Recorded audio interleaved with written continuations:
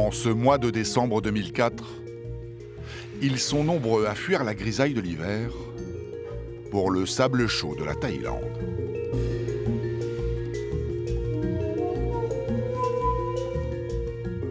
Chacun se prélasse sans imaginer une seule seconde que ces paysages paradisiaques vont disparaître sous une vague géante.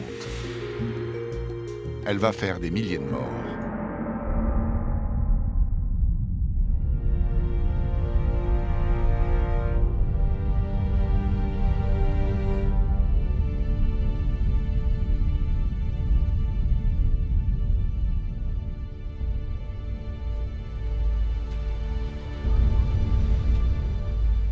En 2004, Christian Pataureau a 35 ans.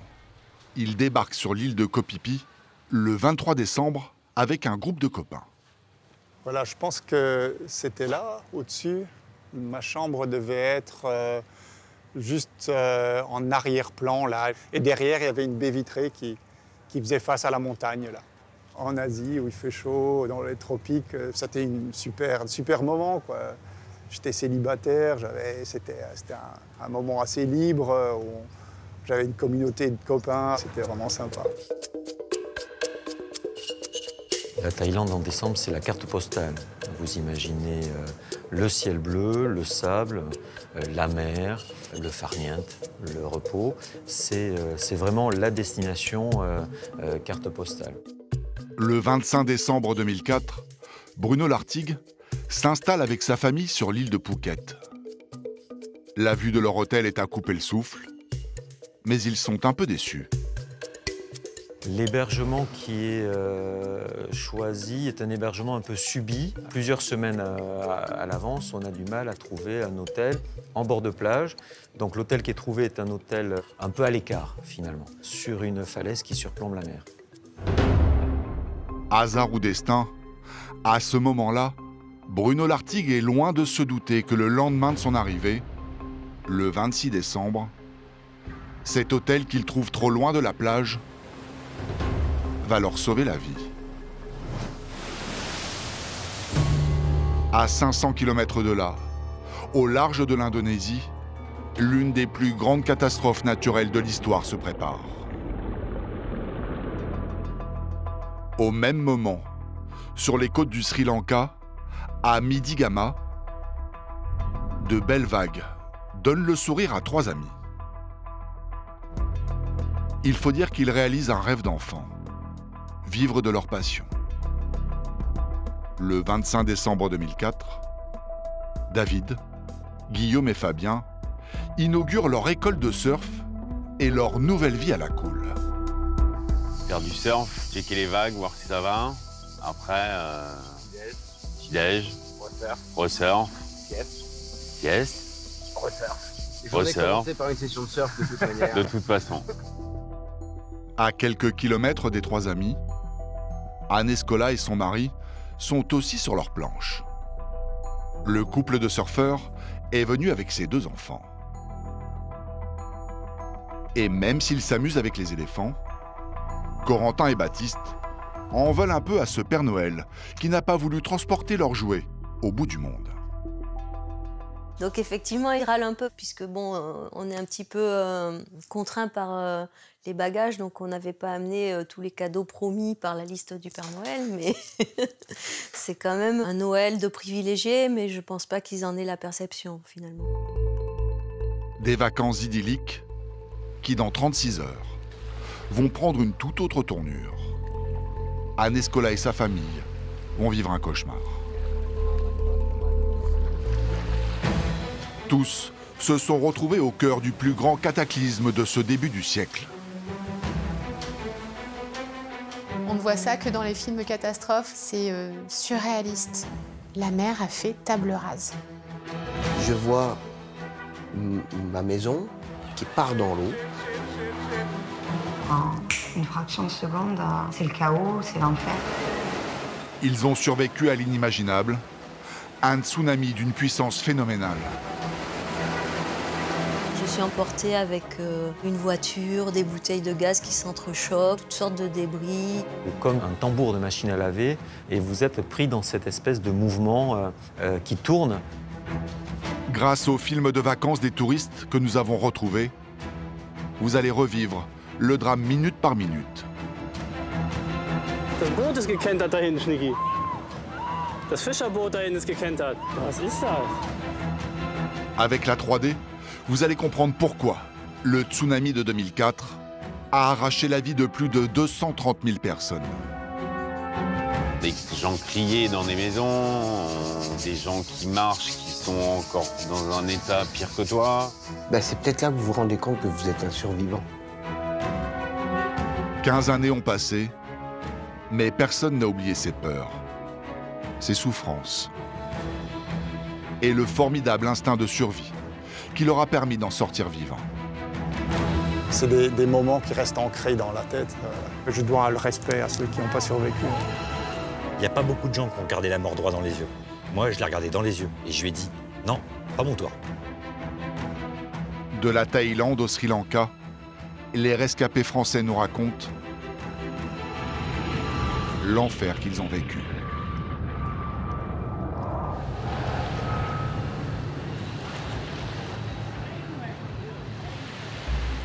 Au mois de décembre, dans l'océan Indien, la Thaïlande fait office de paradis. Et l'île de Koh Phi Phi, de jardin d'Éden. Au centre, une fine bande de terre entourée de plages paradisiaques. 1,5 km sur 200 mètres de large. Qui abrite le village, ses boutiques et la majorité des hôtels. En ce Noël 2004, ils accueillent près de 5000 touristes. Cette année-là, parmi eux, Jean-Louis Kakomo, professeur d'économie à l'université de Bangkok en Thaïlande. Pour ses fêtes de fin d'année, il a fait venir sa femme et son fils Robin qu'il n'a pas vu depuis des mois.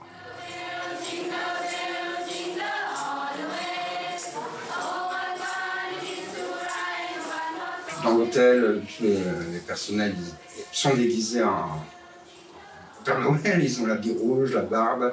Passer le Noël à l'autre bout du monde, c'est quelque chose d'incroyable. Surtout quand on a 10 ans, parce qu'on ne se rend pas compte de là où on est au début, on ne se rend pas compte du dépaysement total. Sur l'île de Koh Phi Phi, il n'y a pas que des touristes.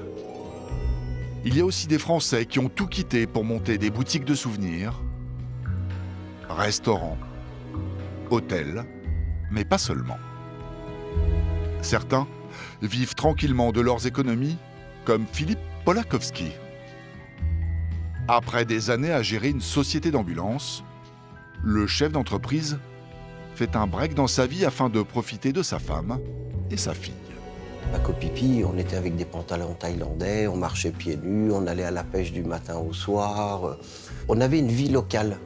On n'était pas des touristes, on n'était pas des gens implantés, on n'y faisait pas du business, on était là juste en découverte, on était en découverte.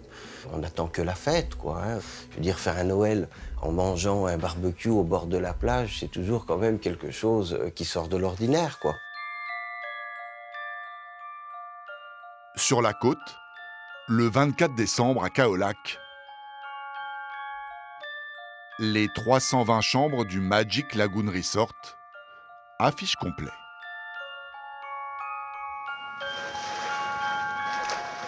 Des dizaines de familles françaises y passent les fêtes.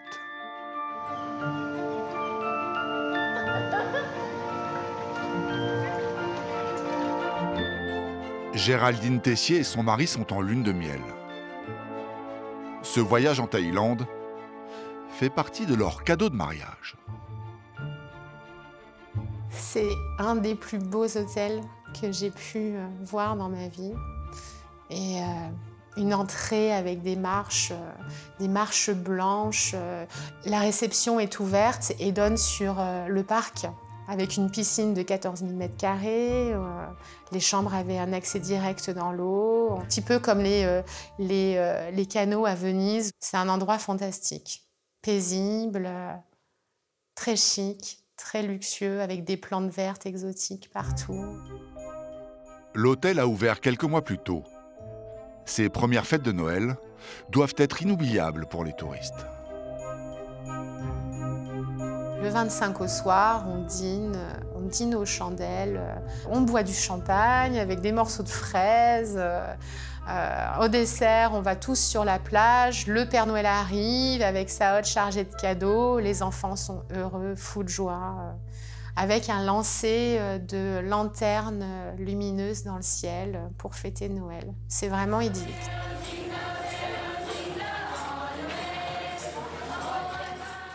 Alors que tout le monde s'amuse, un terrible compte à rebours a commencé.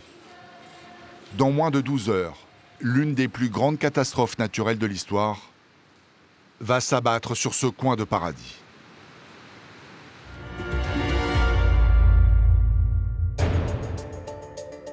Le drame commence à 700 km de la Thaïlande, en Indonésie.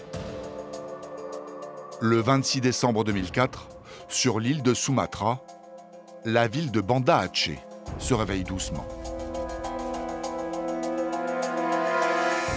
Quand à 7h58, la terre tremble. C'est le troisième plus fort séisme de l'histoire. 9,2 sur l'échelle ouverte de Richter. Son épicentre se trouve au large de la ville.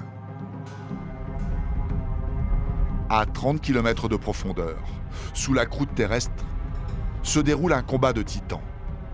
Les plaques tectoniques indiennes à gauche et asiatiques à droite s'affrontent depuis plus de 4 siècles.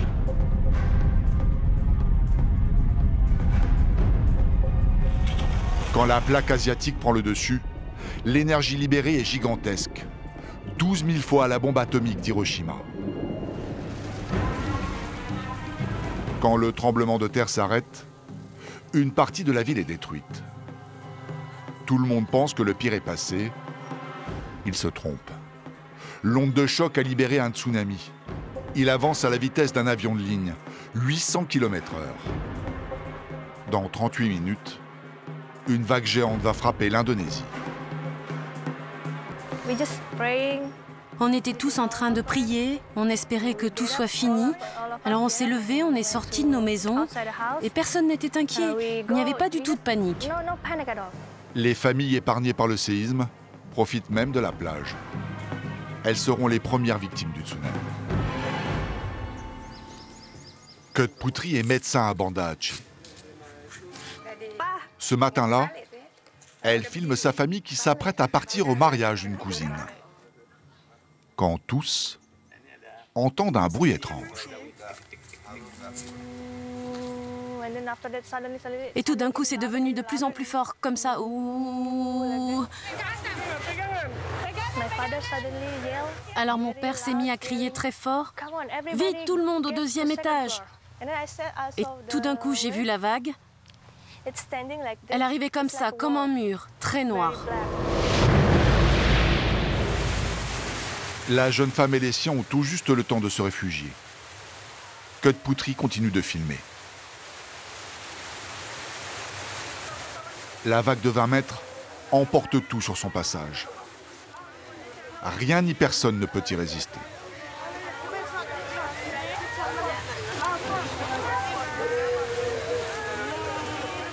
À 2 km à l'intérieur des terres, les flots mesurent encore 10 mètres de haut.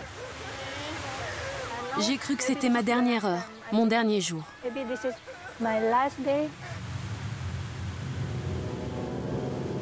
Les plus rapides ont pu se réfugier sur les toits. D'autres ont eu la chance de tomber sur ce plancher mouvant.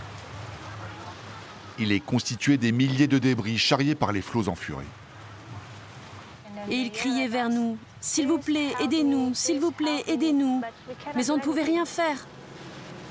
On leur a dit, on est désolé, on est vraiment désolé, mais on ne peut rien faire. Il faut s'en remettre à Dieu. Dieu reste sourd à leurs prières. La colère de l'océan se prolonge. 20 minutes plus tard, une deuxième vague fait son apparition.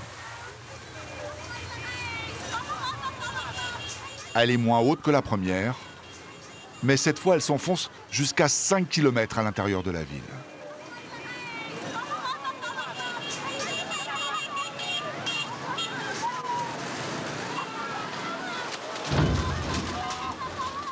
La vague mesure un peu plus d'1 mètre, mais sa force est phénoménale.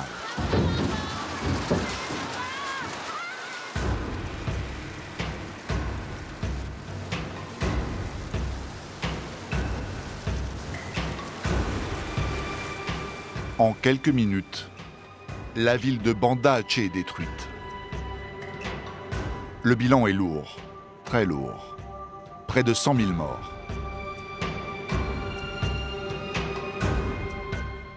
Les photos satellites prises avant et après le tsunami en témoignent. La moitié de la ville est rayée de la carte. Maintenant, le raz-de-marée meurtrier se dirige vers la Thaïlande et le Sri Lanka. Ces pays ignorent tout du drame qui est en train de se jouer. Il n'existe aucun centre d'alerte au tsunami dans l'océan Indien. Dans moins de 2 heures, leurs côtes seront frappées à leur tour.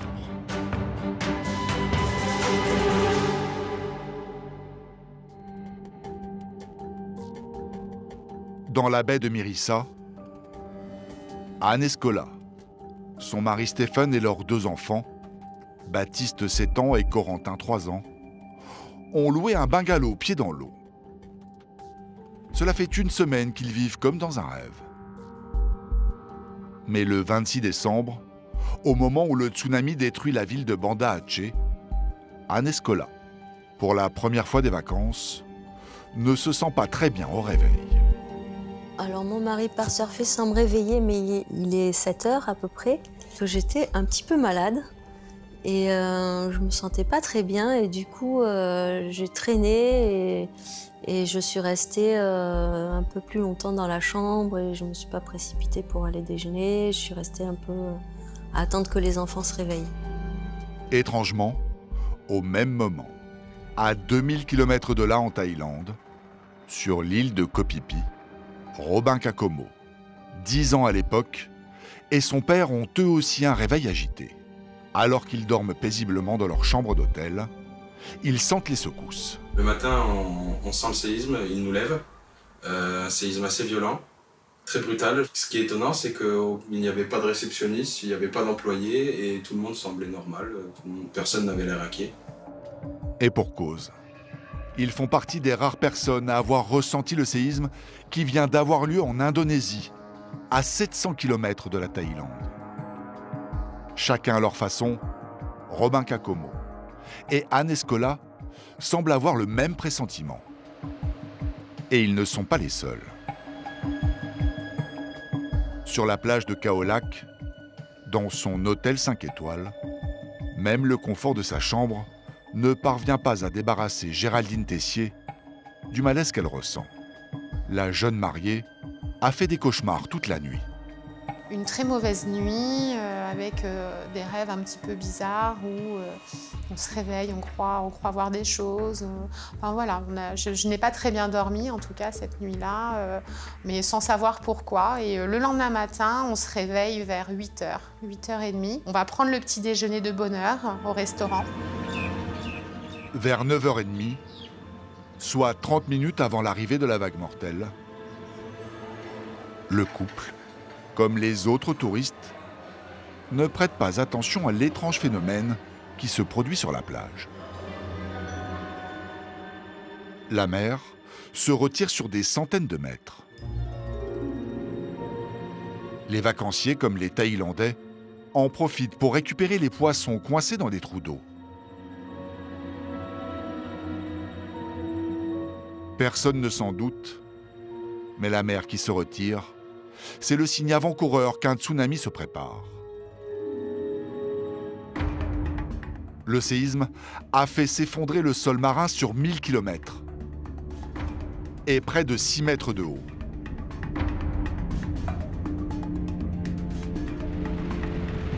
L'eau est aspirée dans le trou, puis remonte avec force. Au large, le tsunami est indécelable. Tout juste une petite vague.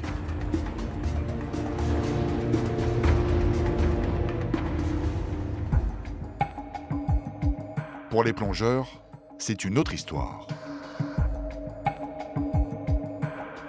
Bruno Lartigue, pompier de Paris en vacances, est arrivé la veille sur l'île de Phuket avec sa femme et ses 2 enfants.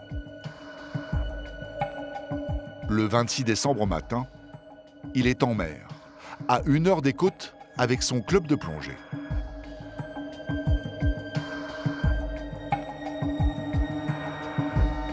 Le ciel est bleu, la mer est calme. 9h, 9h30, on arrive sur les sites de plongée, on prépare la plongée et puis on plonge.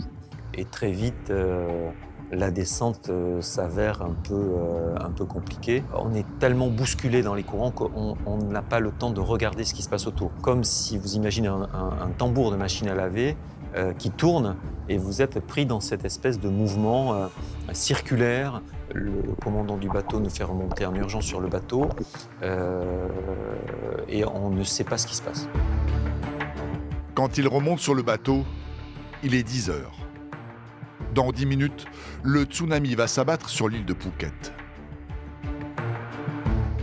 À l'hôtel Kamala Beach, un couple se réveille.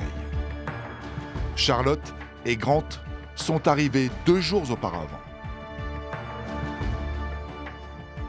Je m'apprête à prendre une douche. Mon Grant est sur le lit, il attend. Et c'est au moment de rentrer dans ma douche que je commence à entendre un bruit que je ne connais pas, que je n'arrive pas à identifier, un bruit assourdissant. Et là, je vois un petit peu d'eau qui rentre sous la porte. Donc je traverse la chambre pour aller ouvrir une porte-fenêtre qui donne sur une petite terrasse que nous avions au rez-de-chaussée. Et là, en fait, j'ai juste vu un mur d'eau.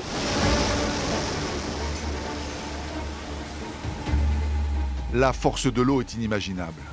Plus de 1000 tonnes par mètre cube. Certains touristes filment, fascinés.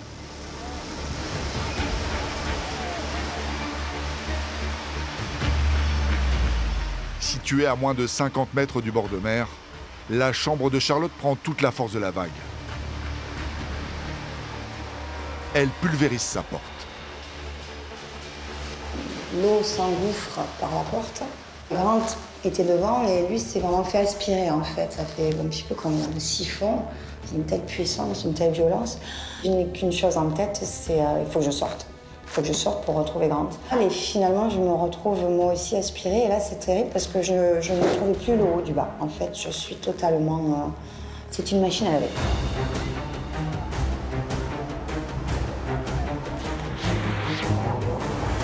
Je n'arrive pas à respirer, je ne sais plus du tout. Et j'arrive finalement à sortir la tête de l'eau, de la chance. Je pense que j'ai réussi à m'accrocher sur un palmier, un tout petit palmier.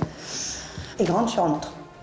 À côté, donc on est tous les deux sur nos palmiers à attendre que cette vague finisse, pour ne pas être emportés, on ne sait pas trop où. Au bout de 5 minutes, la mer se calme.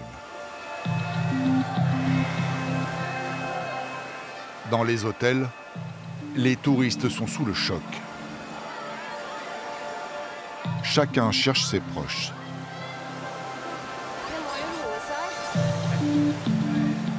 Ils n'en auront pas le temps. Comme en Indonésie, une deuxième vague surprend tout le monde. Ce couple d'Anglais s'accroche désespérément à la balustrade. Un touriste suédois tente de leur venir en aide.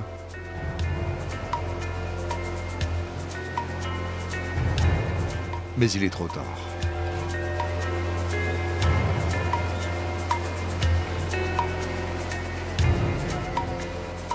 Chacun s'agrippe comme il le peut.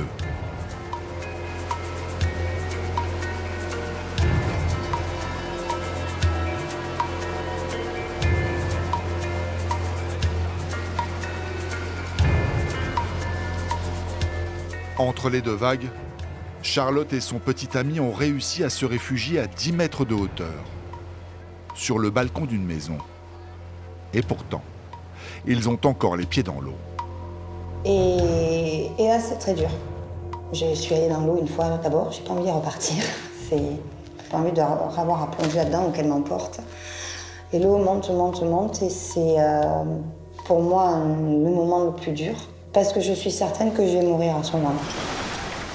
La peur de Charlotte ne vient pas que du courant, mais des débris. Tôles, transats, frigidaires, chaises. Avec la force de l'eau, les objets du quotidien se transforment en objets de mort.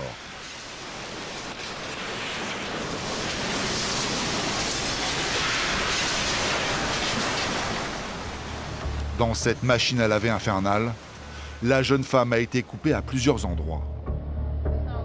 Certaines plaies sont profondes. Je me suis aperçue à ce moment-là que j'étais quand même assez blessée, pas mal. Donc j'ai les orteils qui sont presque sectionnés puisqu'ils pendouillent au niveau de mon pied gauche, les deux, du milieu. Bon, coupés partout, des endroits assez profonds au niveau des jambes et j'avais même pas réalisé. J'ai rien senti. À sa douleur s'en ajoute une autre.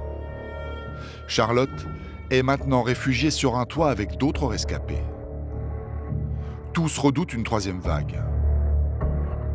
Commence pour eux un long calvaire. Il fait 40 degrés. Les tuiles sont brûlantes. Alors pour se protéger du feu solaire, certains trouvent le courage de descendre dans les chambres, chercher des serviettes. On se retrouve sur ce toit pendant des heures et des heures. J'ai déchiré la chemise que j'avais qui était d'ailleurs toute trempe parce que on n'avait pas de cheveux. Je vais avouer que c'était très chaud. Bon, j'ai mis la moitié de chemise sur sa tête, moi l'autre. Et là, on attend.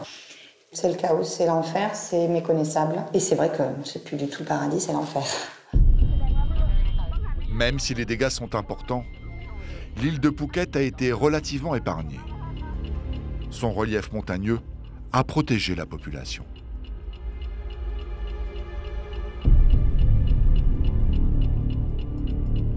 Rien à voir avec l'île de Koh Phi Phi,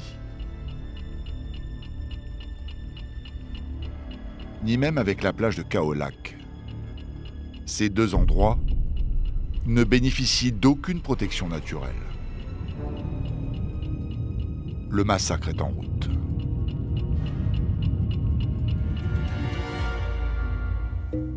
Cinq minutes après Phuket, le tsunami va raser Koh Phi Phi.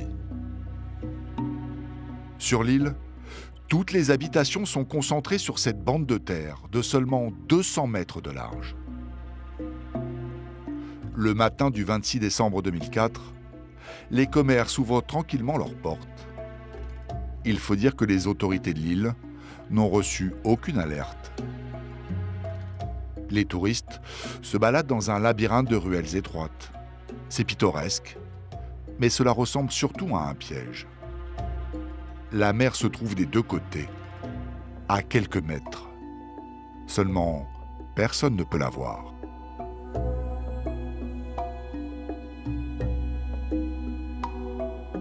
Vers 10 heures, Christian Patoureau et ses amis remontent dans leur chambre après le petit déjeuner. C'était relax, on était à l'aise, on se disait qu'on allait partir, on prenait notre temps. Et pendant ce temps, la vague arrivait et on s'en rendait pas compte. Hein.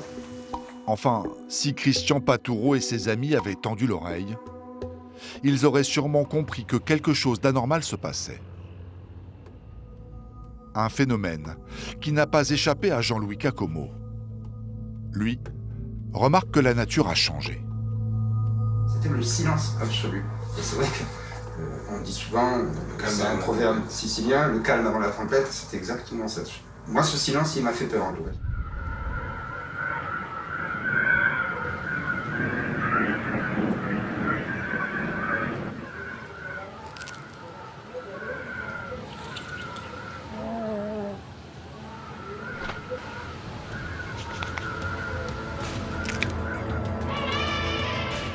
Les animaux ont senti le danger. Les éléphants qui servent à balader les touristes sont extrêmement nerveux.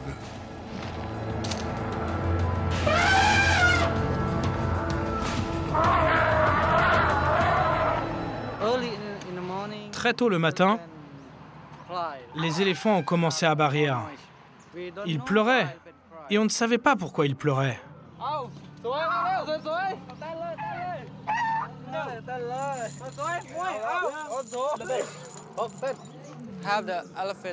Les éléphants ont commencé à casser leurs chaînes et à grimper en haut de la colline.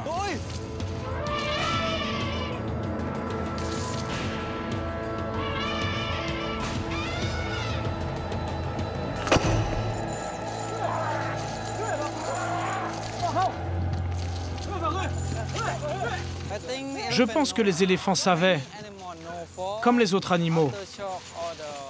Je pense qu'ils savent interpréter les signes de la nature.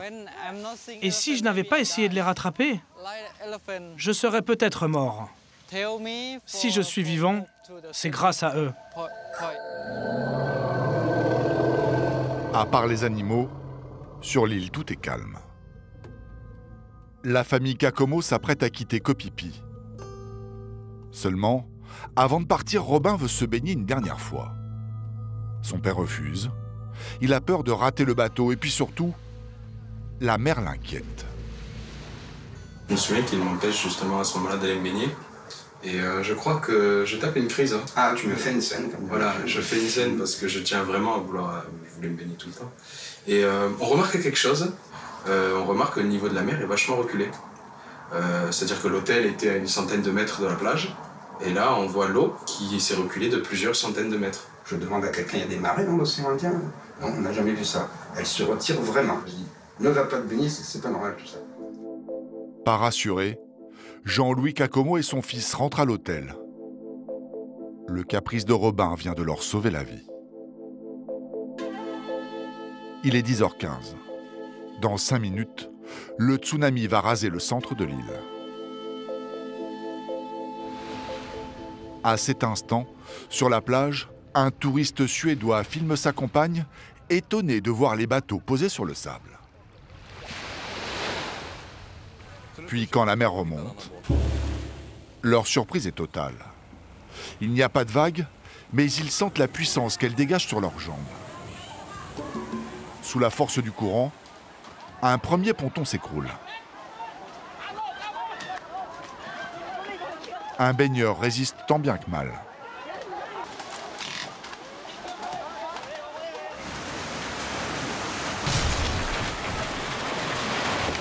Au même moment, des touristes français à bord d'un ferry filment la mer qui bouillonne avec force.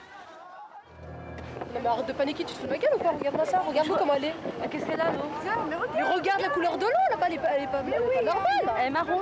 C'est que tu vois l'eau marron qu'on avait vue. Voilà, ouais, je l'ai vu moi. Ouais. T'imagines les gens qui se baignent là-bas? Là, regarde comment c'est en train de bouillir, regarde. 10h18.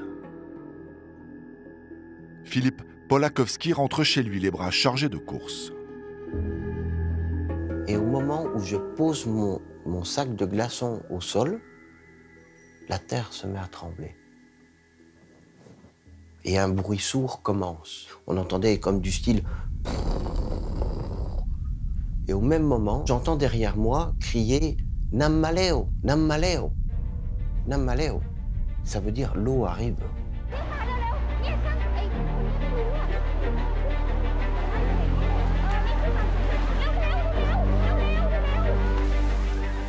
« 10h20, le tsunami déferle.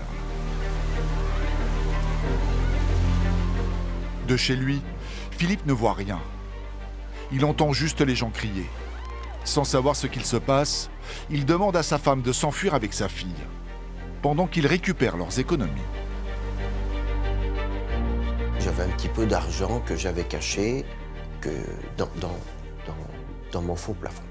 Je rentre dans la chambre et je me dis, Philippe, où as-tu caché un petit peu tes affaires dans le plafond? Est-ce que c'était à gauche? Est-ce que c'est à droite? Ceci ou cela? Et au moment où je commence à réfléchir, une petite voix me parle et me dit, Philippe, sauve-toi, tu n'as pas le temps. Je suis mon instinct, je pars en courant. Tous ces gens qui courent, qui tombent, les autres qui se marchent dessus, ceci, cela. Moi, je me retourne, je vois ma maison qui tombe comme un château de cartes, qui part dans l'eau, mais au lieu de voir la plage ou de voir les rues derrière, je vois en fait le niveau de l'eau qui est de partout, quoi.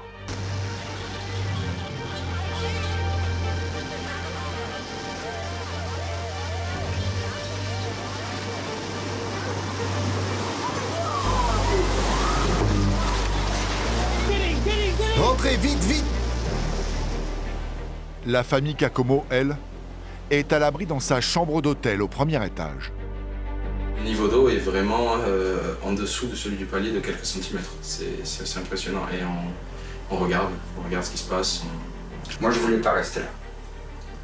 L'électricité saute, quand j'appuie sur l'interrupteur, on voit les pylônes qui tombent, des bouteilles de plongée, des gens qui avaient réussi à sortir de l'eau se prennent des bouteilles de plongée dans la figure.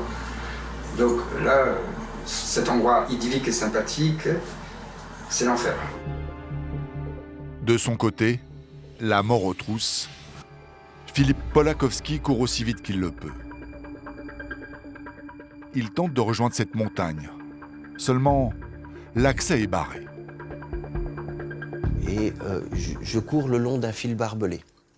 Les secondes ont beaucoup d'importance à ce moment-là. Hein. Et j'ai cette chance que j'ai un petit passage d'1 mètre. Entre deux poteaux, entre ces fils barbelés, j'ai un petit passage d'1 mètre. Je m'encastre dans ce petit passage, mais j'avais plus de souffle, j'avais plus rien.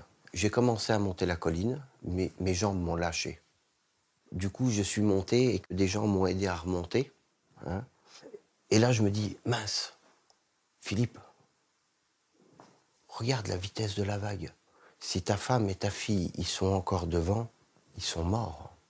Ils sont foutus. Surtout, quand une fois là-haut, il découvre que le centre de l'île a disparu.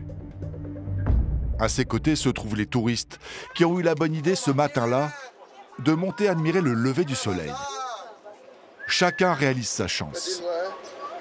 Dangerous, hein? Waouh, waouh, waouh, waouh. Ça dévaste tout. Un Français filme le cataclysme.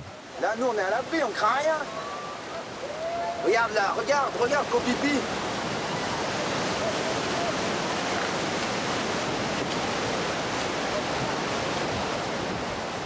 Au bout de 5 minutes, l'eau a arrêté d'affluer. Tout le premier étage de l'île, on va dire, était sous l'eau. Plus un bruit. La seule chose qu'on entend encore, c'est peut-être les quelques personnes qui sont bloquées dans les hamas. Les gens crient au secours dans toutes les langues. Hein. Au secours, help me, tata. Mais on ne peut pas aller les aider.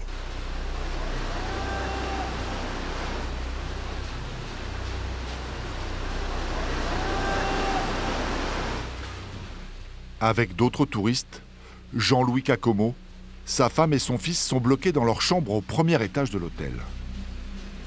Tous sont tétanisés par la peur d'une deuxième vague, encore plus haute.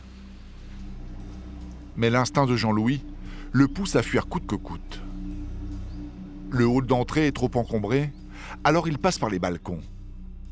Une fois à terre, la famille court en direction de la montagne qui, par chance, se trouve juste à côté. Je sais pas si tu te rappelles, tu me dis, on va mourir. Quand vous entendez votre fils vous dire ça, moi, dans ma tête, en toute logique, je vois pas comment on peut s'en sortir. Mais je vais pas lui dire qu'on va mourir. Hein. Je dis, non, tu vas pas mourir, tu vas courir. Et comme il faisait, il a tiré dans.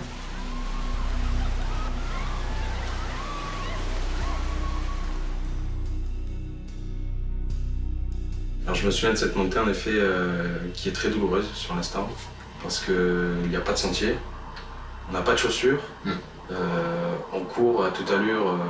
En fait ce qui est très troublant sur l'instant c'est qu'on ne ressent ni la douleur, ni la fatigue, on ne comprend pas. Il n'y a qu'un seul objectif, c'est courir, donc on ne pense à rien. Tout en haut de la montagne, les touristes continuent d'enregistrer ces images de fin du monde.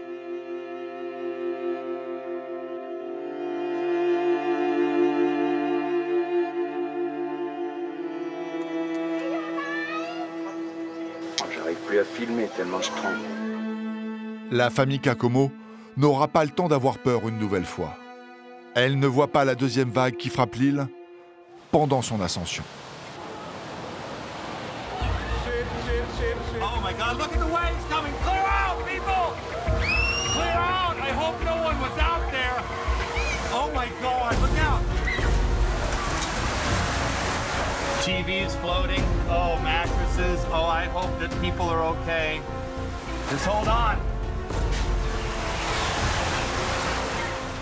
La déferlante fait d'autant plus de morts qu'elle arrive par le sud, alors que tout le monde surveille le nord, par où est arrivée la première vague.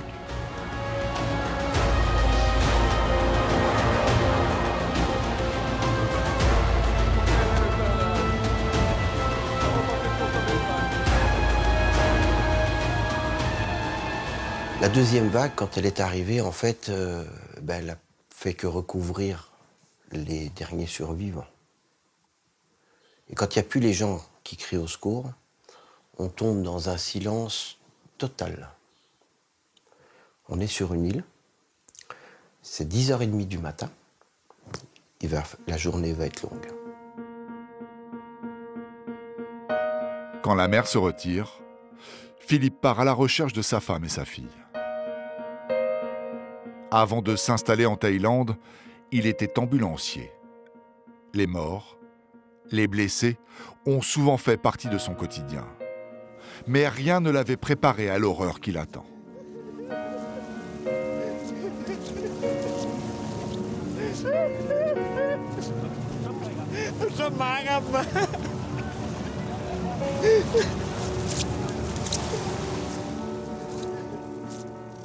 Le raz-de-marée n'en a pas fini avec la Thaïlande. Le reste de la vague se dirige maintenant tout droit sur la côte de Khao Lak, là où de nombreux Français passent leurs vacances. C'est le dernier endroit du pays à être touché. C'est ici qu'il va faire le plus de morts. Cette côte possède une particularité qui va amplifier le tsunami. À Khao Lak, il y a très peu de fond. Donc quand elle arrive, l'avant de la vague freine alors que l'arrière fonce à toute vitesse. Du coup, l'eau s'élève, grossit, pour devenir un mur.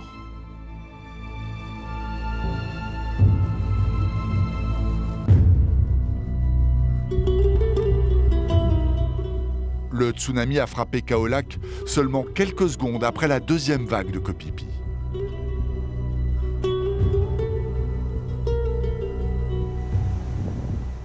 « 9h30 du matin. À l'hôtel, Géraldine Tessier et son mari prennent leur petit déjeuner.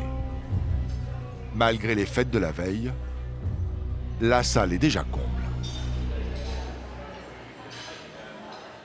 Le matin du petit déjeuner, le 26, il y avait toutes les familles qui avaient dîné avec nous le 25 au soir. Le papa, la maman, les 3, 4, 5 enfants. C'était paisible, les gens prenaient leur temps. Je me souviens d'une femme qui avait fait un scandale auprès du serveur parce qu'on n'avait pas le droit d'emmener la petite tasse de café sur la plage. Et voilà, c'était la dispute du matin pour quelque chose de très futile encore. Elle est partie, malgré tout, avec son café, sur son transat, sur la plage. À Khao Lak, la mer s'est retirée sur près de 900 mètres. Comme le montre le film de vacances de cette famille d'Allemands, il fait beau et des dizaines d'autres parents sont sur la plage.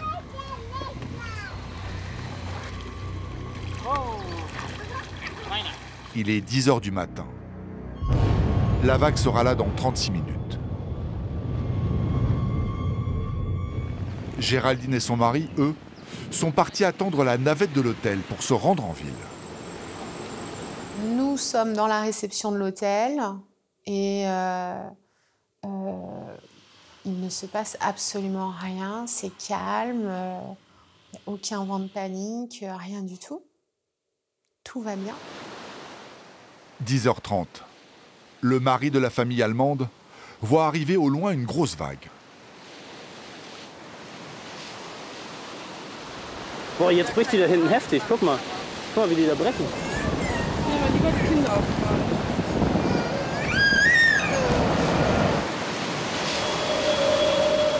Alors que sur la plage, chacun se pose encore des questions sur ce drôle de phénomène, les pêcheurs et le patron du restaurant qui surplombe Khao Lak, eux, sont conscients du drame qui arrive. Le restaurateur essaie d'alerter les touristes. J'ai crié « Partez! Courez, vite !» mais personne ne me croyait.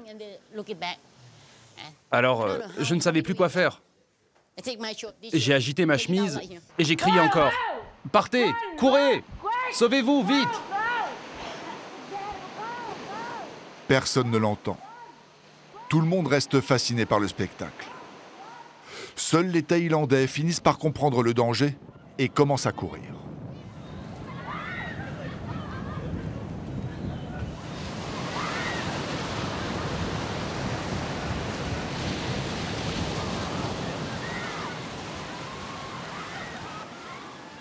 Le tsunami frappe d'abord le haut de la plage.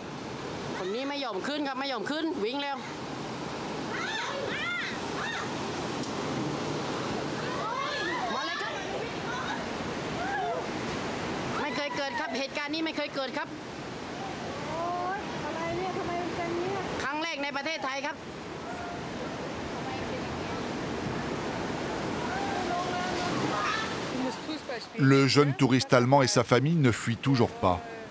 Lui et sa femme sont comme hypnotisés.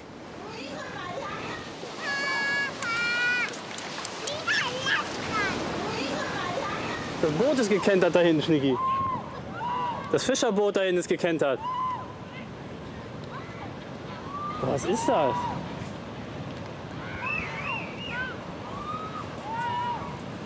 Was ist das? Quand ils sortent de leur léthargie, ils partent en courant. Ils auront tout juste le temps de grimper sur une colline. Ja! Ich komm, ja. 3 kilomètres plus loin, Géraldine et son mari, eux, viennent tout juste d'arriver en ville. Sur la route, on entend une déflagration.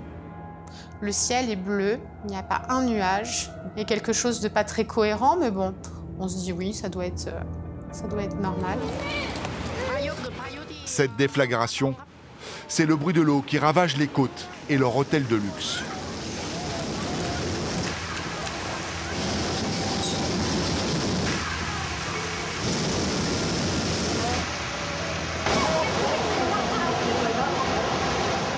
La mer monte jusqu'à 10 mètres de hauteur. Rez-de-chaussée et premier étage sont complètement noyés.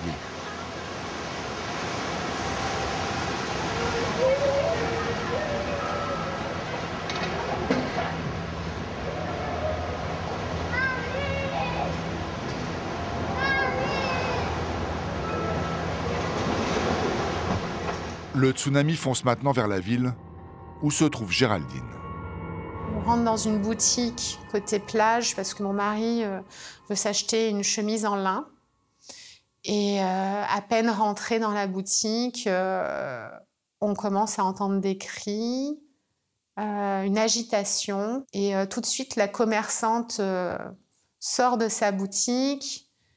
Elle parle et là, elle revient, elle nous dit « Water, water, run, run !» Et là, mon mari sort de la boutique, je le regarde, il tourne la tête à gauche, il me prend la main et il me dit « Maintenant, faut que tu cours. Fais-moi confiance, il faut vraiment que tu cours le plus vite possible. »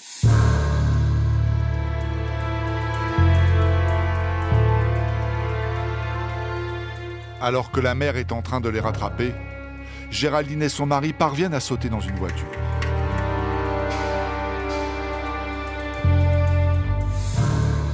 Au Magic Lagoon Resort, l'hôtel où de nombreux Français passent leurs vacances, les touristes et le personnel ont eu moins de chance. Plus de 200 personnes ont perdu la vie.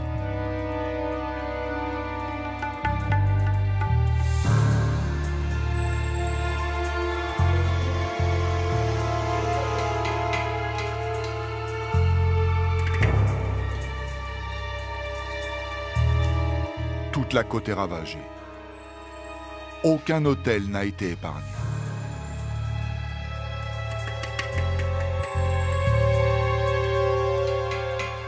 Sur la colline où se trouve Géraldine, des réfugiés ont improvisé un camp. La jeune mariée voit arriver les premiers blessés. Un homme est arrivé avec un enfant dans les bras. Et cet enfant a été presque défiguré. Il a eu la chance d'être repêché dans l'eau par ce monsieur, en fait, qui a fait demi-tour pour aller le récupérer. qui l'a sauvé, qui l'a ramené parmi nous. Et tout le monde s'occupe de ce petit garçon. On ne sait pas d'où il vient. Et le petit miracle voilà, de la journée, c'est que ses parents ont entendu parler d'un enfant qui avait été repêché à tel endroit, etc. Et la famille s'est retrouvée au complet. Ils ont pu retrouver leur fils. Donc tout le monde a pleuré de joie parce que voilà, dans le malheur, il y avait aussi des petits miracles. Survivor camp.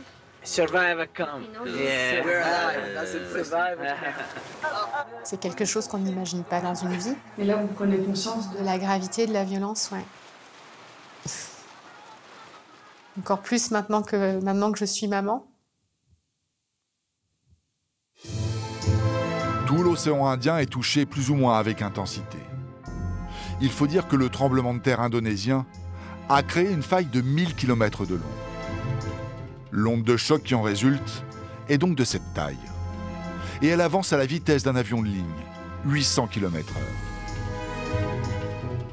Elle atteint le Sri Lanka seulement 10 minutes après Khao-Lak. Mais contrairement à la Thaïlande, la grande profondeur des fonds marins autour de ces côtes masque le retrait de la mer. Ce jour-là, à 9h15, Yannick, un Français professeur de surf, est sur la plage avec ses élèves. À 9h30, il est l'un des seuls à se rendre compte que quelque chose ne tourne pas rond. Là, je regarde sur le bord de la plage et je vois que très lentement, à chaque vague, la marée monte de 15 cm, 30 cm. Là, je commence à réfléchir, je me dis, mais c'est absolument impossible. Et là, à ce moment-là, je me retourne vers mes élèves et je leur dis, vous ramez au large, vous quittez pas vos planches, vous partez le plus loin possible et vous m'attendez. Yannick pense que c'est une forte marée inattendue. Il vient de leur sauver la vie. En revanche, lui court vers son chauffeur et ami, à Kae Langka. Je vois que l'eau continue à monter, je me dis, il faut absolument que je prévienne mon chauffeur de taxi pour qu'il parte. Et évidemment, j'ai pas le temps, je suis rattrapé par le mouvement d'eau, je suis propulsé par l'eau contre un arbre, ma planche s'enroule autour de l'arbre, et en remontant, elle me projette en haut de l'arbre, je m'accroche en haut de l'arbre, et là, l'eau commence à passer par-dessus la route, vers les maisons.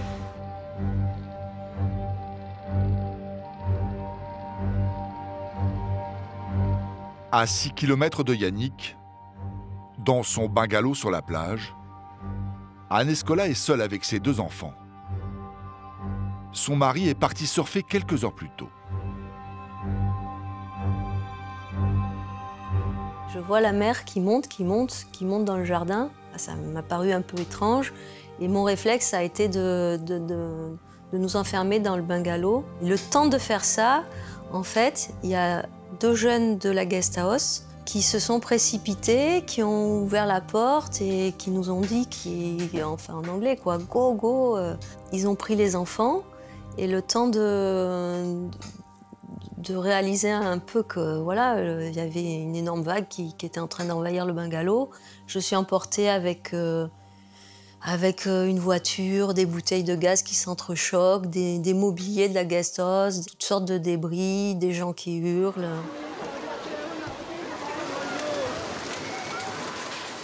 Anne a beau lutter autant qu'elle le peut. Au bout de quelques minutes, la puissance de l'eau la sépare de ses 2 enfants.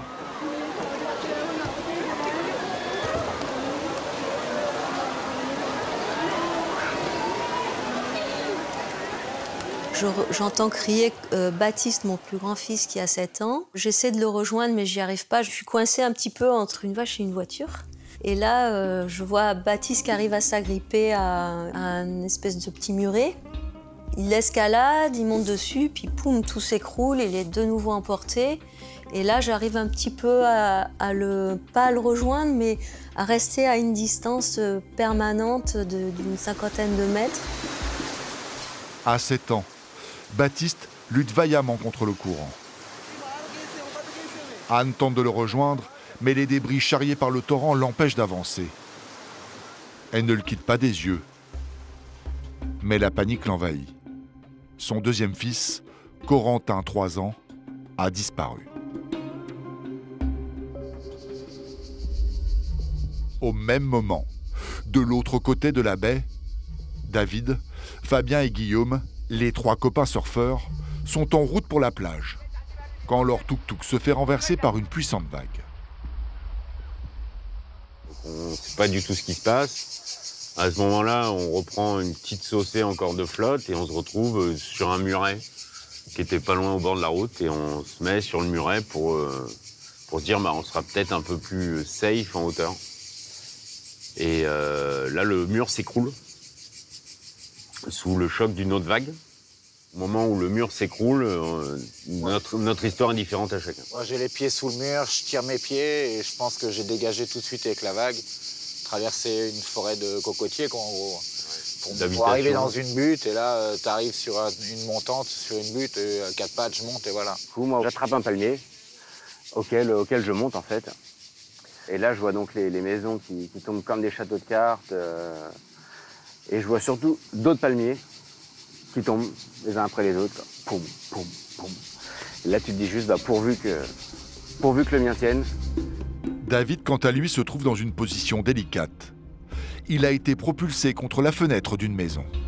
Je me retrouve à peu près au rez-de-chaussée à m'attraper les barreaux. Là, il y a les 2 fenêtres qui se ferment. Elle me coupe les bras et là, je me dis, je peux pas rester comme ça parce que je voyais les carreaux vraiment coupants au-dessus de moi. Et à 2 mètres de moi, il y avait la planche de surf de Fabien qui m'a, je pense, sauvé la vie à ce moment-là. Je me suis allongé dessus et je me suis laissé dériver dans les terres, complètement. De son côté, un peu plus loin, Yannick, le professeur de surf, n'a plus d'espoir de retrouver vivant son ami chauffeur. Du haut de son palmier, où il a trouvé refuge, il assiste impuissant à l'hécatombe qui se déroule devant ses yeux.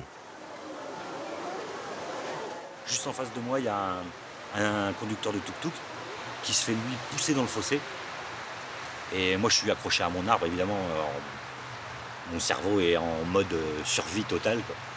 Je le vois se noyer, je sais que je peux rien faire, que de toute façon, si je descends de mon arbre, moi aussi, je vais mourir. Pendant de longues minutes, il assiste impuissant à la noyade de plusieurs Sri Lankais. D'abord leur regard paniqué, puis ensuite les mouvements terribles de la noyade, jusqu'au moment où le regard s'éteint, en fait, où la vie quitte le corps. Ça a été le moment le plus difficile, c'est le moment le plus difficile où je me rends compte que les gens meurent et que je peux rien faire.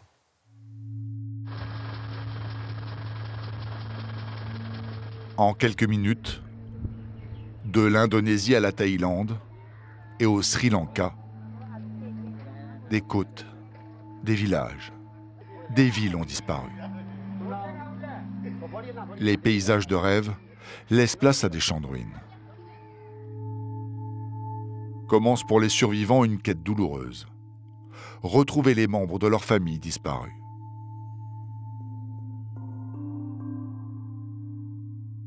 Anne Escola a enfin rejoint Baptiste, son fils de 7 ans.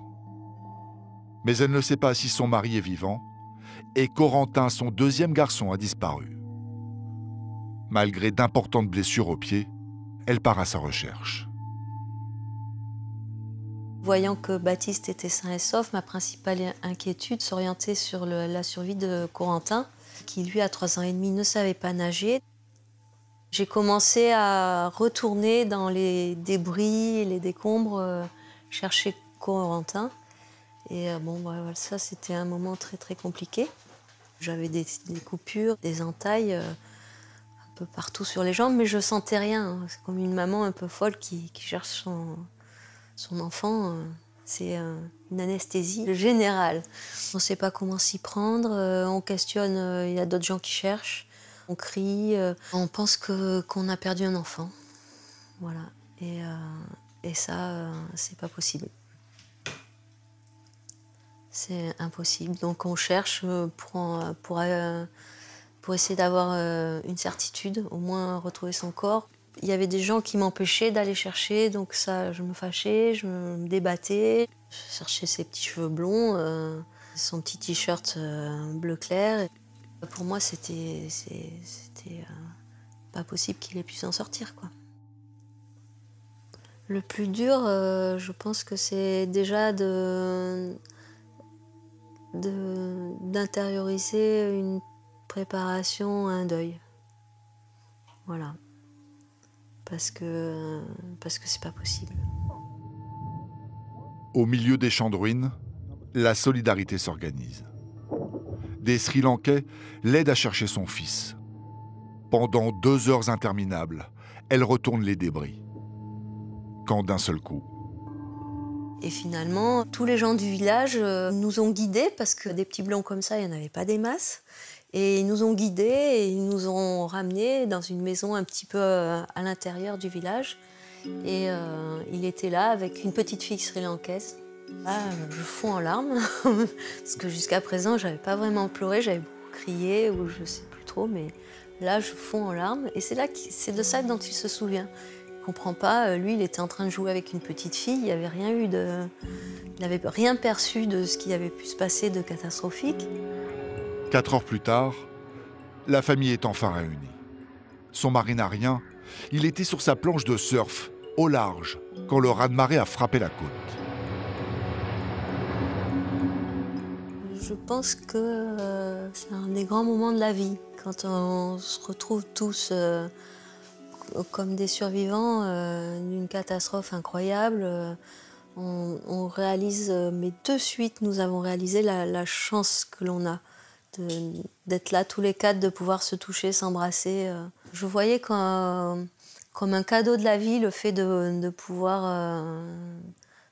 serrer Corentin dans mes bras, de pouvoir l'embrasser, qu'ils sont encore là, quoi. C'était comme le plus des plus.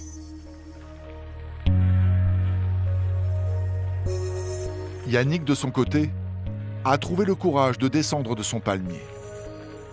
Après les horreurs auxquelles il a assisté, il a peu d'espoir de retrouver son ami chauffeur de taxi. D'abord, je me dis que mon chauffeur de taxi est mort. Et c'est aussi quelqu'un que je connais depuis 5 ans, c'est quelqu'un de la famille, c'est pas simplement mon chauffeur de taxi, c'est un ami.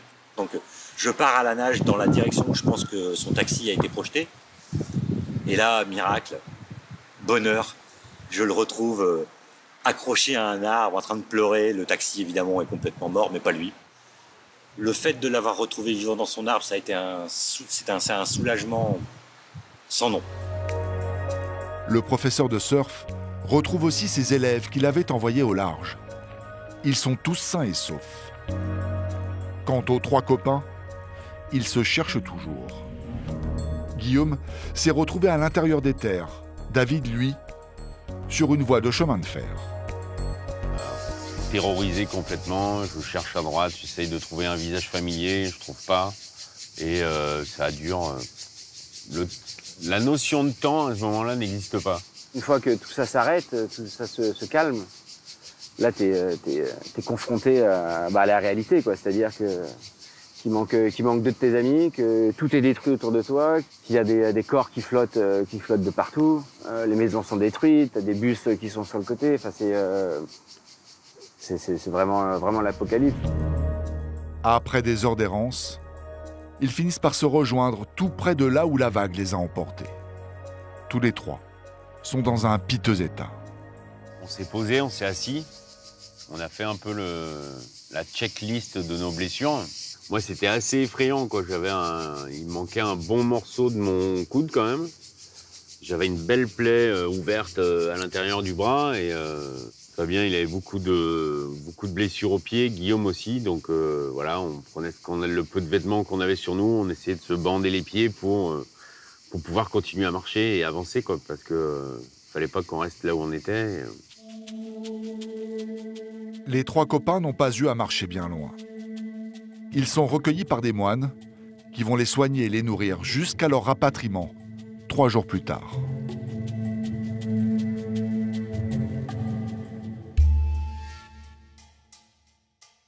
Au même moment, 2000 km plus loin en Thaïlande. Sur l'île de Koh Phi Phi, Philippe Polakowski, qui s'est réfugié sur une montagne avec d'autres personnes, est à la recherche de sa femme et sa fille.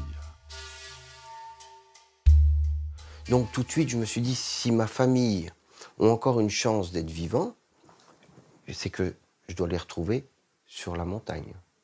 Donc de là, Je commence un petit peu comme ça à les appeler, à appeler ma fille, à appeler ma femme. Et d'un seul coup, j'entends « on est là ». Je suis content déjà de voir ma femme et ma fille vivantes. Hein. Je l'ai regardée, je lui ai dit « ça va mon amour? Ça va ma fille? Oui, ça va. Tiens, prends ma sacoche, prends mes papiers, je vais aller donner un coup de main au secours. » Une fois en bas, Philippe découvre le carnage. Les débris et les tôles ont blessé des centaines de personnes. Ambulancier de formation, il organise les premiers secours avec d'autres survivants. On a fait du restaurant, on va dire, un hôpital de campagne. On avait été récupéré dans les pharmacies, tout ce qu'on pouvait récupérer qui pouvait nous servir. On se servait des draps pour soigner les gens en tant que pansement, pour faire des brancards, on s'est servi de portes. On n'a pas connu la guerre, mais je pense que c'est comme si une bombe avait explosé et qu'on se retrouve vraiment un petit peu à l'abandon puisqu'on n'avait aucune aide.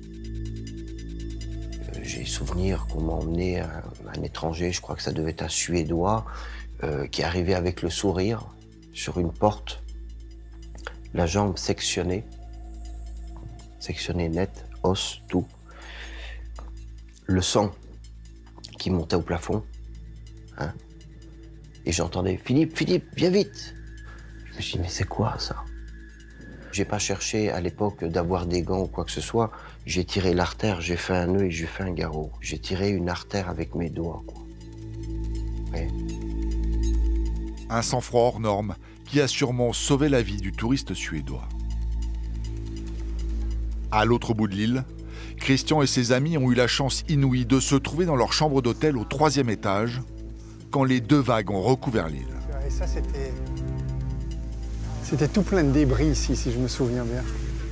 La peur d'une 3e les pousse à sortir et se diriger vers les montagnes. Sur le chemin, il y a tellement de blessés que Christian, l'ingénieur, s'improvise médecin de guerre. Je me souviens, il y avait un taille, il avait des coupures tellement profondes, j'avais l'impression de voir ses côtes dans son dos. Il avait 3-4 énormes coupures dans son dos, comme ça, en biais. Et je lui ai mis des serviettes hygiéniques, un peu la partie collante de la serviette hygiénique pour lui coller les plaies, parce que c'est la seule chose que j'ai pu trouver. Christian et ses amis sont pris dans le flot de réfugiés qui gagnent les points hauts de l'île.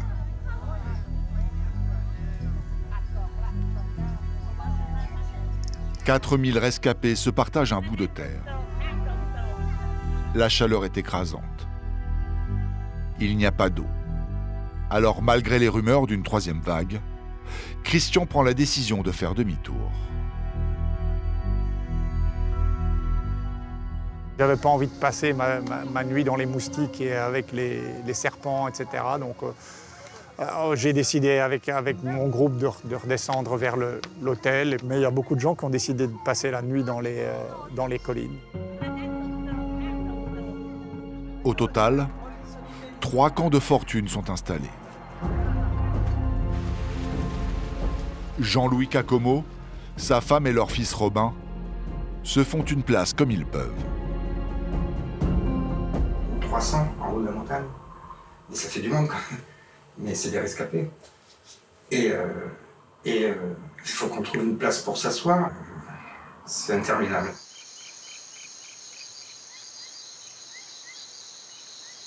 Deux reprises, je pense, 2-3 reprises dans la nuit, on entend une femme crier. Et du coup, se répand, big wave, tout le monde se met à dire. Et là, les gens montent dans les arbres. Et en fait, un serpent était passé sur les jambes de la femme. Les serpents et les insectes, il y en a partout. Donc, il fallait cohabiter avec ça. C'est pas des animaux domestiques. Hein. Déjà, à l'état normal, il faut pas approcher des animaux sauvages. Mais là, eux-mêmes, ils ont peur. Et là, on est chez eux. 2 personnes mourront dans la nuit, mordues par des serpents.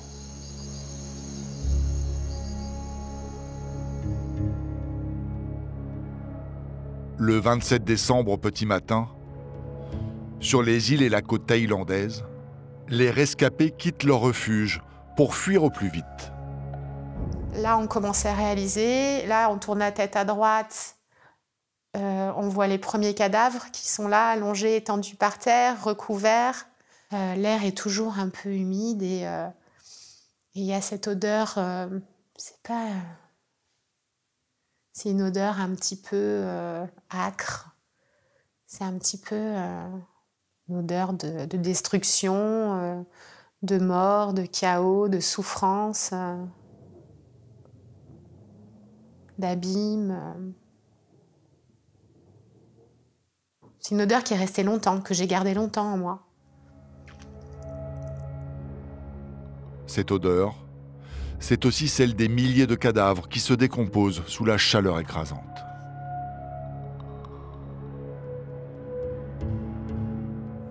On voit des enfants, des poupées.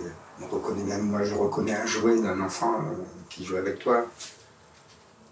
Donc les gens baissent les yeux et ils marchent doucement. Je vois pas grand-chose. Je vois beaucoup de décombres. Mais ce que je vois surtout, c'est la main de ma mère devant mes yeux.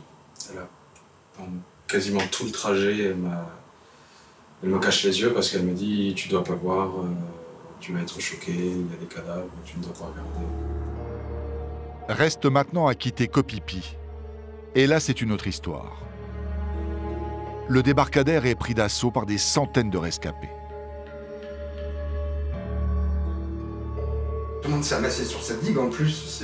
C'est un truc en bois, artisanal, qui est sympathique quand on vient faire du tourisme. Mais là, on s'est dit, tout le monde, il y a 100 ou 200 personnes sur le truc, ça va s'écrouler, quoi. On voit un bateau qui était au large, maintenant, qui commence à arriver. Mais il est petit quand même, ce bateau. Tout le monde commence à pousser, et presque on allait tomber dans l'eau. Tout le monde voulait monter dans le bateau. Et à un moment, je dis, ça va, il y aura de la place, il y aura d'autres bateaux. C'est bon, on n'est pas mort. Calmez-vous, on va pas se tuer maintenant. La famille Kakomo ne quittera l'île que 5 heures plus tard. Les blessés les plus graves sont évacués par la voie des airs.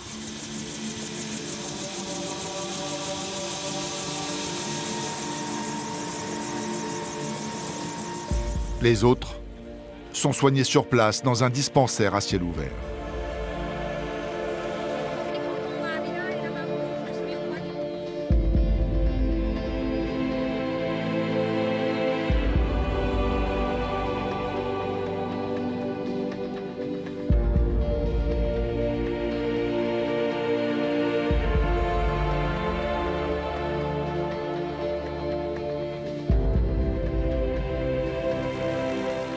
Après 2 jours à s'occuper des blessés sur l'île de Koh Phi Phi, Philippe Polakowski retrouve sa femme sur le continent. C'est à ce moment-là qu'il comprend ce qu'il s'est réellement passé.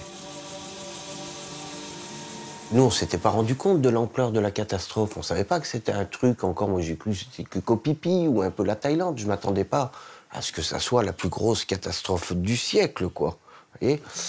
Ben, c'est peut-être là que vous vous rendez compte que vous êtes un survivant.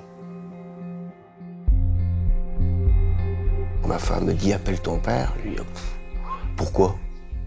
Elle me dit, parce que je l'ai appelé hier, je lui ai dit que t'étais mort. Donc j'appelle le papa, on est resté... on pouvait pas parler. Ça va? Ça va.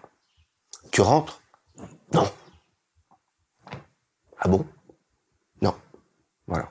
Hop, ça c'est fini comme ça. Faut que j'enlève 2-3 là. Philippe retourne sur Koh Phi Phi. Hors de question pour lui d'abandonner les habitants de l'île. Avec les quelques dons qu'il reçoit, il organise l'aide alimentaire. Nous l'avions filmé à cette époque.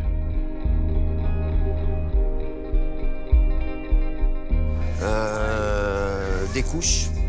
On s'occupe beaucoup des enfants et on a pris un petit peu de nourriture, donc du riz, du piment, enfin tous les produits alimentaires de première urgence, quoi. Et on faisait une tambouille qui était faite à base de piment, de sardines à la tomate, d'ail et de riz. Voilà. Et on mélangeait tout ça et chacun avait sa gamelle. On a lancé un petit peu la première gamelle populaire d'après le tsunami pour 1500-1800 personnes. Le tsunami a fait des centaines de milliers de sans-abri et autant de blessés. Les ambassades sont débordées Il faut gérer leur évacuation, mais aussi rapatrier les survivants. Quant aux personnes décédées ou disparues, on n'en finit plus de les compter. Mais comment les identifier? La plupart étaient en maillot de bain et n'avaient pas leurs papiers sur eux. Dans l'urgence, les familles placardent des centaines de photos. Et les autorités thaïlandaises, celles des morts reconnaissables. Pour les corps trop dégradés, l'ADN est prélevé. Maintenant, les bijoux, les tatouages, mais aussi toutes sortes d'objets personnels servent de carte d'identité. Bruno Lartigue, le pompier en vacances, se porte volontaire auprès de l'ambassade de France pour rechercher les 95 victimes françaises. Toute la complexité par rapport à la démarche d'organisation des soins était de savoir où étaient les Français, savoir comment on allait pouvoir identifier les cadavres, parce qu'effectivement, il y en avait beaucoup. On ne peut pas se permettre d'être approximatif quand on doit annoncer à plusieurs familles « nous sommes sûrs, votre proche est décédé ». C'est le moment où c'est le plus important pour une famille, c'est le pouvoir commencer le travail de deuil. La mémoire des survivants, elle, est à jamais marquée par cet événement tragique. C'est peut-être pas vraiment ce à quoi je pense tous les jours, mais si je m'assieds un moment, ouais, c'est toujours un peu ce qui ressort. C'est de se dire que je dois le respect à ceux qui n'ont pas survécu. C'est un endroit de recueillement et un endroit de mort. C'est pas un endroit où je viendrais m'amuser. C'est magnifique, mais c'est un paradis où les morts doivent rester en paix. D'autres, comme Charlotte, portent depuis 15 ans un lourd sentiment de culpabilité. Un sentiment qui la hante presque quotidiennement. C'est très dur de survivre, en fait. Je trouvais ça injuste et je trouvais qu'il y avait des personnes qui méritaient peut-être plus de se vivre, des enfants notamment. Pendant la deuxième vague, j'ai vu des gens passer, notamment un petit garçon qui m'a regardé dans les yeux et qui m'a tendu la main. Et au fond de moi, je me dis que j'avais tendu la main, j'aurais pu le sortir de l'eau. Et j'ai même pas tendu la main parce qu'en fait, je me dis que je vais être la prochaine. Et donc, on ne tend pas la main, on les laisse passer. Je sais que ce petit garçon est mort, donc... ouais.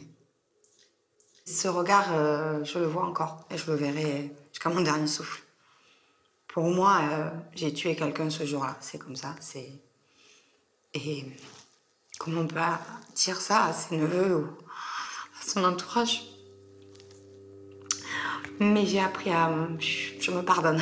J'essaye de me pardonner, mais je ne peux rien faire. Je ne peux rien changer, comme je dis. Je suis obligée de faire avec. Oui.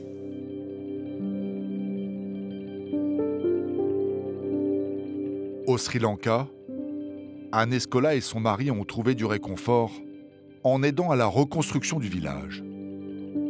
Ils y ont passé 6 mois. On a construit des maisons sur pilotis dans l'urgence. On a aussi aidé certains pêcheurs à réhabiliter leur bateau de pêche. Depuis 2004, la famille y retourne presque chaque année.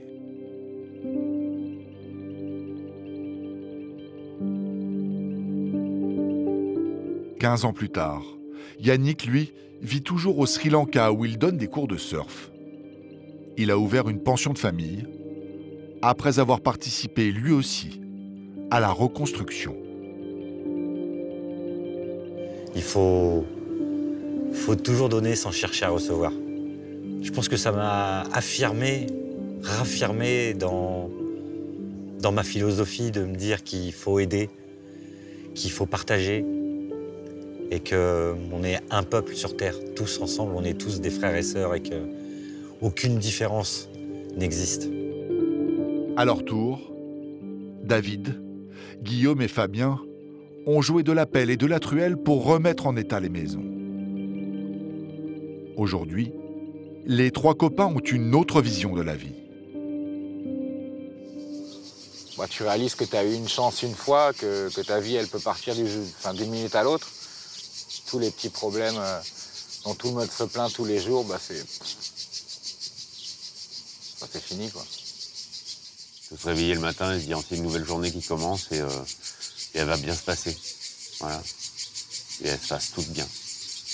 On essaye, on fait tout le temps en sorte que ça se passe bien. Depuis 2004, pour éviter qu'une telle catastrophe se reproduise, un centre d'alerte au tsunami a été créé dans l'océan Indien. Et sur les plages de Thaïlande, ces panneaux ont fait leur apparition. Les survivants du tsunami sont à jamais liés à la catastrophe. Chaque jour, ils mesurent leur chance d'être encore en vie.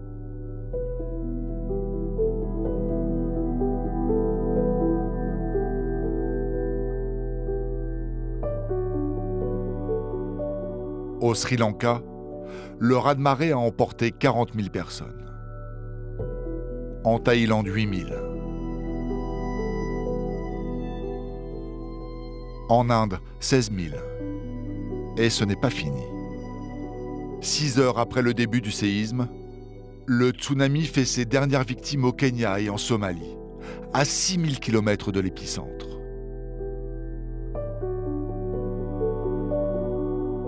Au total, 230 000 personnes ont perdu la vie le 26 décembre 2004.